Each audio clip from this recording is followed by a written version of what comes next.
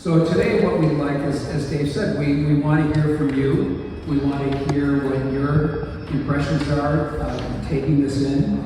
So we have a couple of questions that are set up. The first one that we have is what you're looking at and what you just heard.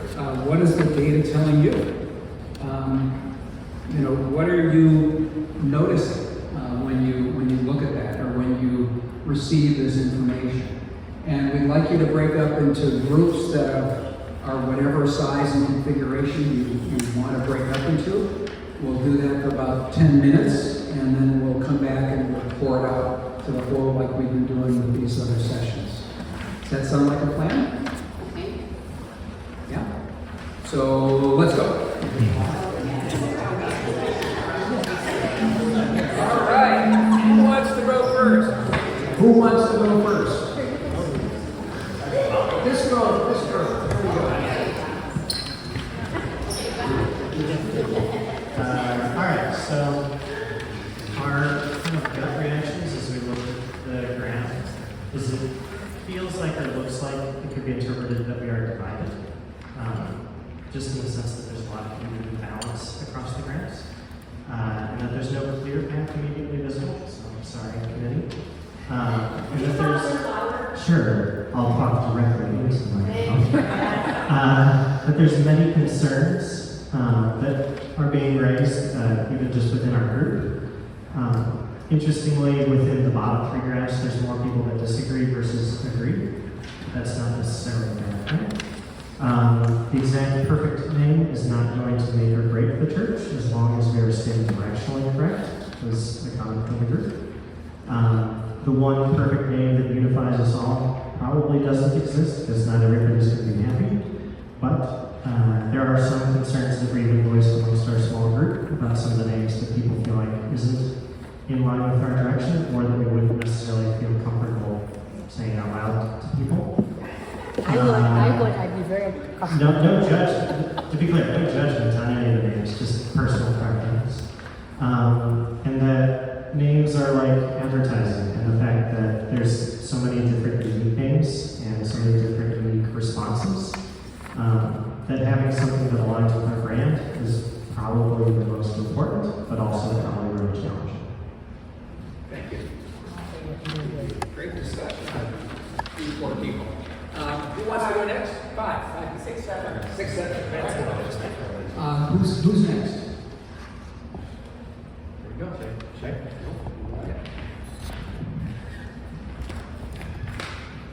One of the group members might need to fill in for me, but we spoke about the need for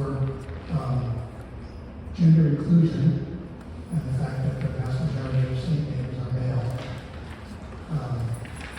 The need for a name that will mean something to people outside the church and a name that will still be meaningful 20 or 50 years from now.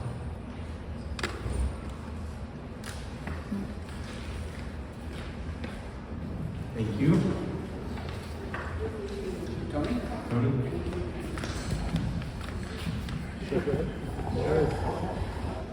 I think what the data said, that the question was, what does the data say to you?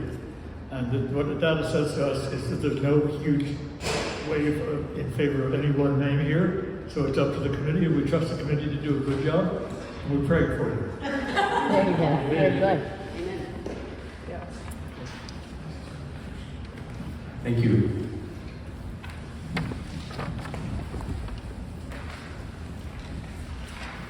Looking at this list of names, I'm just we were impressed with the creativity of the community of coming up with names that do seem to fit with our mission statement, although there was some concern that some of the names might not seem Episcopal, that they may seem more like of a different kind of denomination, and that was a concern of some of the people in our group. And Can I?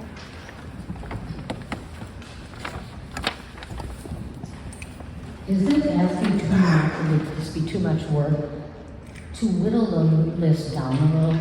and get some kind of a vote on the ones that are absolutely horrible, no offense, Karen. But, I mean, some of them are just, I think are dreadful, just absolutely dreadful. So should we just stick with this list, or does anybody think we could make it smaller, which would be much easier for the discerning team? Well, part of what we're just doing today is reflecting back what we got.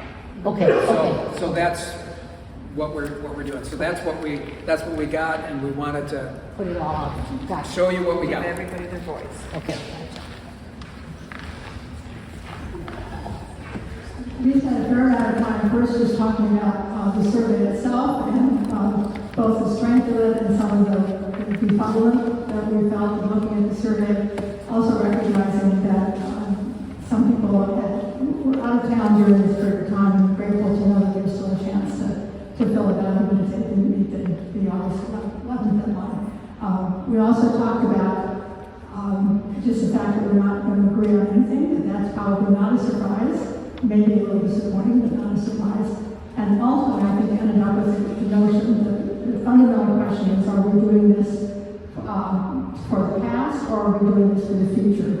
And that's the fundamental question, and how one answers that question, we felt confident would drive it. That's a really good point.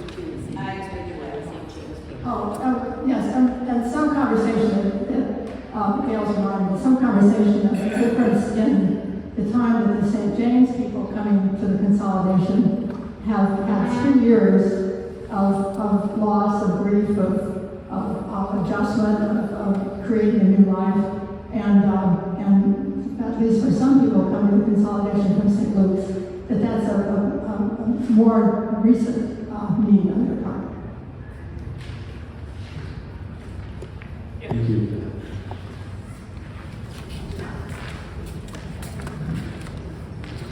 Speaking as a statistician, I'd say that the sample of 70 is not a representative sample. It's probably highly skewed towards people who are internet friendly and opinionated about names. It would be much more representative on a Sunday morning to pass out a paper survey and really work hard to get an answer from absolutely everyone in attendance that day. That would be much more helpful. Oh, and I wanted to comment, there was a name that I suggested I want to withdraw. It was a joke. I suggested Miserable Offenders Episcopal Church, and then our byline could be, we pray harder. But I never meant for it to get this far or be taken seriously. I thought it was Karen, because I said, if we take That that had more name. than one submission, so. It did. A lot of jokes. Thanks for owning up to that, Avis. That's our new name.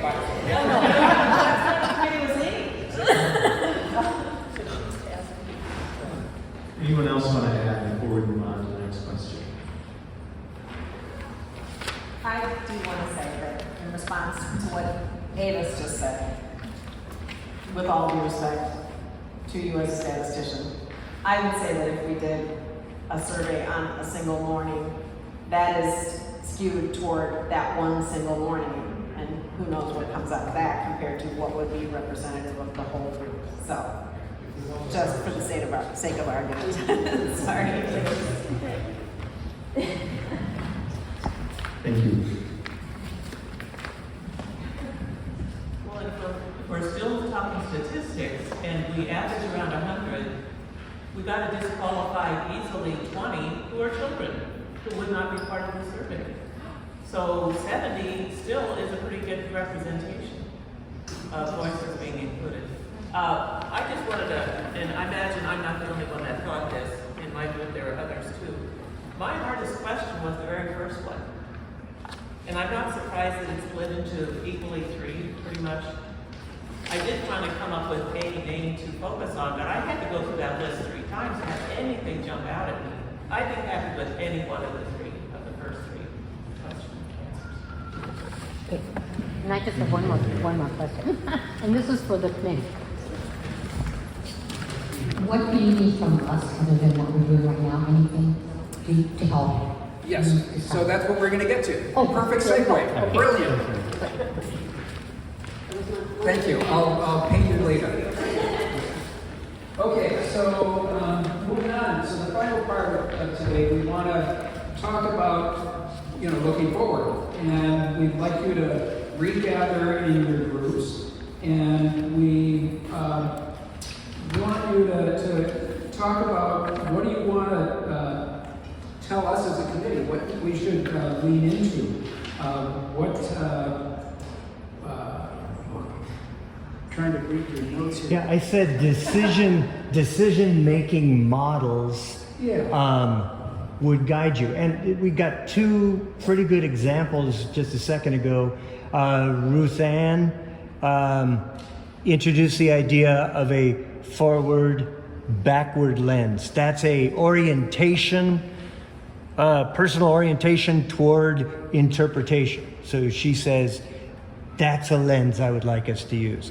But that is not the only lens that, what somebody else in here might be thinking, and Dave Carpenter hinted at this, gender lens. Maybe we should be using a gender lens. So we're really gathering what decision-making lenses are in your heart that you'd like to tell us about, so that we can, as we're looking as a committee, we'll end up kind of ranking, I think that lens is important, let's make that part of our process. These lenses fit here. And I think you can be a really big help to us by telling us how you would go about the next step in evaluating. So it's really up to, this is a moment for you to tell the committee, we're taking in this data, you're taking in this data, you see the diversity of opinion and the diversity of ideas. How would you make a decision? Because our charge is to make a decision, and we are going to try to make a decision. So what advice do you want to give to the committee about how we should move forward? What kind of framework, what kind of thought, what should we keep in mind, that kind of thing. Steve? I appreciate the transparency so far, and if there's one thing, continue to be transparent with the data, with the decision-making model that you do come to. Okay.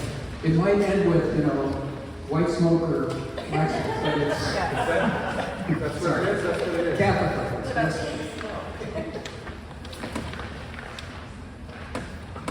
I would like to suggest that one lens we could use is our future name going to be something that people have to look up to understand, or is it something immediately understandable?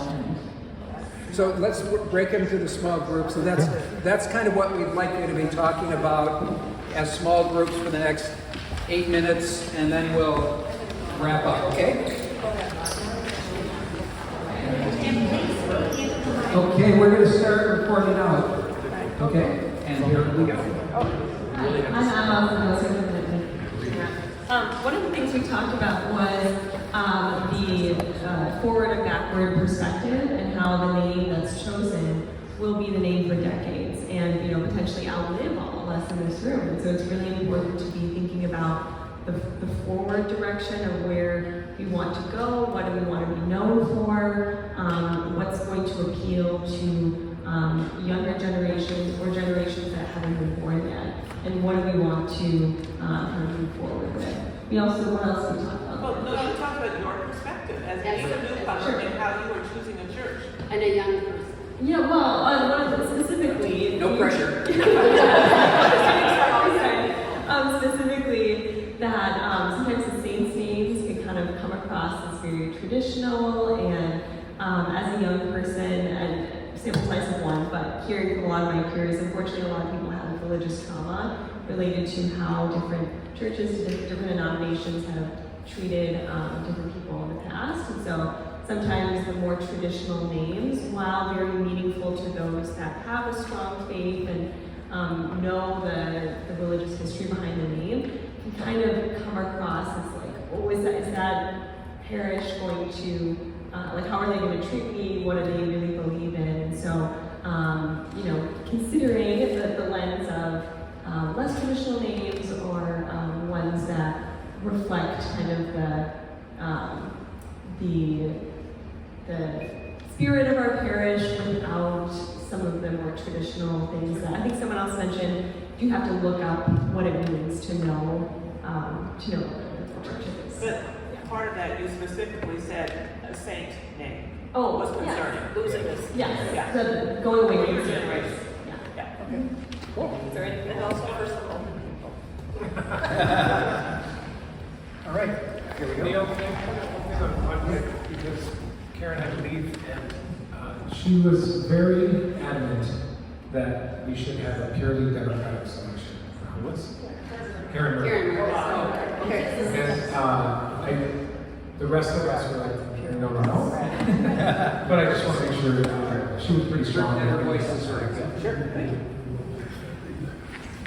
Carrie? So our little group of four here said that it might be helpful for you on the committee to kind of group these names into buckets, because you can see how some fit in certain buckets, and that might be a way for you to narrow things down. We think you should also have the name be reflective of what our mission statement says. So look at our mission statement and say what name goes with that. And a new name is important. Put the past behind, go forward. Pick a new name. Great. Thank you. Is that a finger? Yeah. I feel like an auctioneer here.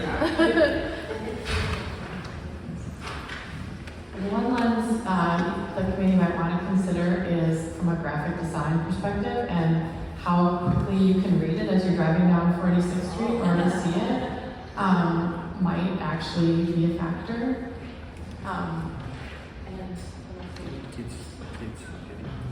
Oh, yeah, there was a mention that the kids would be involved in choosing. It might be interesting to ask the kids. They probably did not do the online survey, but ask the kids what they think.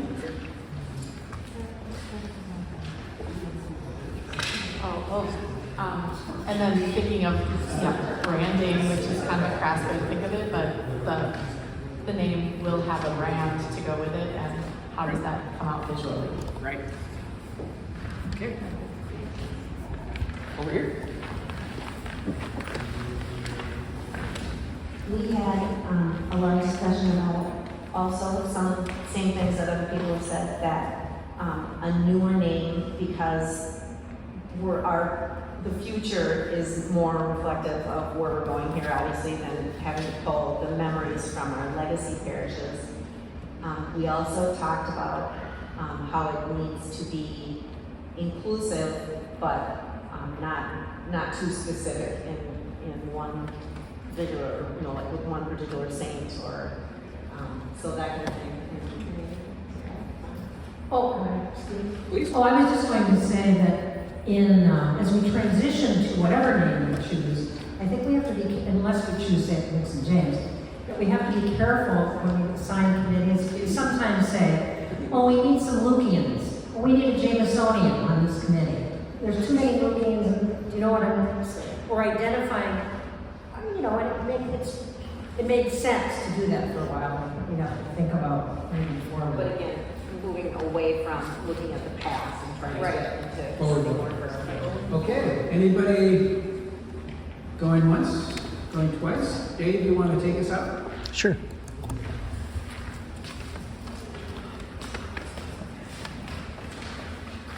And I was anxious last night, so I wrote down a final paragraph so I could say the words I was thinking of at the time. So I'm just going to read to you what I wrote last night. First, thank you for participating in this process. It, as you might imagine, sometimes feels lonely to be one of six when we're representing so many more people. So your input is so important to us. Neil suggested when we had a meeting a couple days ago that what he saw in the survey results made him joyful. And frankly, it made me panicky. So we let Neil talk a little bit about that. And here's what he said. He said, it feels really good to be part of a parish where people have a unique and passionate response to the church community. Instead of apathy, we're hearing creativity and thoughtfulness. Yeah, we could describe this as disagreement, but the more encouraging observation is how great it is to be in a room filled with variety, yet contained in an inclusive unity. And so I will leave you with that. And can we get an amen to that idea?